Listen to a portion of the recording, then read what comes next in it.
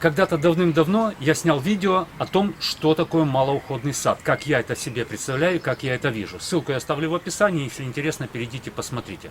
Так вот, в комментариях к этому видео часто звучало: да понятно, все бросить, все забыть и ни зачем не ухаживать. Вот прекрасный ленивый садовод. И вот хочу я сегодня поговорить о разнице между малоуходным садом и заброшенным садом.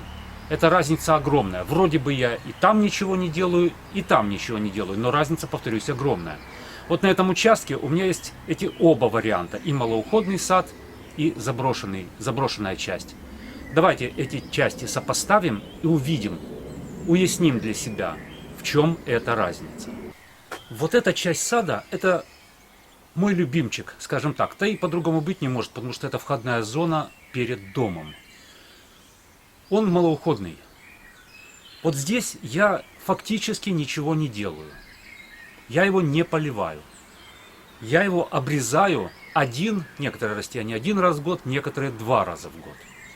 Сорняки я, скажем так, если совесть меня совсем уж замучает, тогда я могу что-то повыдергивать, и то не сильно напрягаясь. И тем не менее он меня радует. Почему? Потому что здесь подобраны растения, которые очень хорошо себя чувствуют вот в этом конкретном климате, на этом конкретном участке. Они не требуют, повторюсь, поливов никаких. Они посажены очень плотно, что не позволяет сорнякам сильно как-то развиваться, в том числе и самосеву. Здесь лес, самосева, деревьев здесь большое количество. Но вот под сенью вот этих кустарников, этой травы, они фактически не вырастают. Если даже где-то вырастают, иногда, повторюсь, очень редко, я их просто выдергиваю.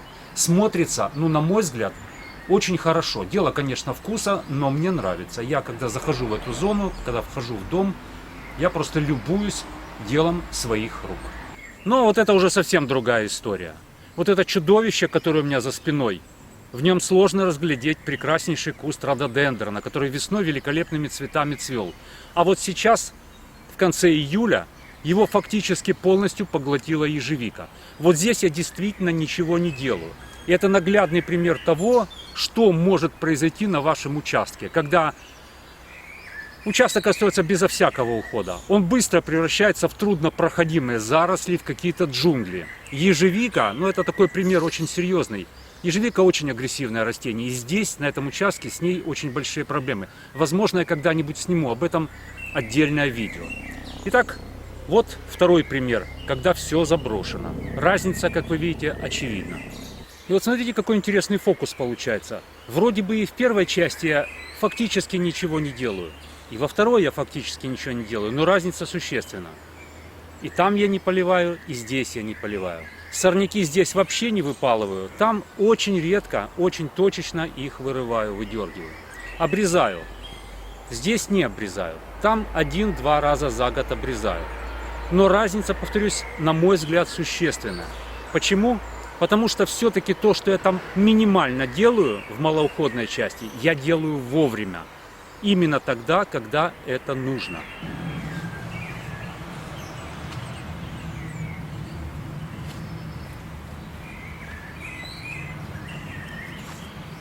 Так что же я хотел сказать? Давайте сформулируем в 2 словах. Малоуходный сад – это не то, что многие из вас думают. Посадил и забыл. Нет, малоуходный сад потребует от вас все равно какого-то вмешательства. Где-то обрезал, где-то подвязал, где-то что-то удалил. Но это вмешательство будет минимальным. Ваши трудовые затраты будут минимальными.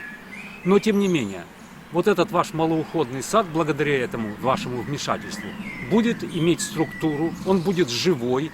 Да, он будет такой диковатый, но тем не менее он будет выглядеть именно как сад, а не как какие-то заросли. И тут я бы хотел сказать, такой есть интересный парадокс, по крайней мере у меня в голове. Вроде бы мы все хотим меньше работать в своем саду, меньше ему уделять внимания. Но на самом деле, чем больше мы внимания уделяем саду, я сейчас не про окучивание картошки говорю, я говорю про всякие дизайнерские вещи, за уход за какими-то растениями, которые нам нравятся. Нам нравятся растения, нам нравится ухаживать за ними. Так вот, чем больше мы даем своему саду, тем больше взамен мы получаем от него.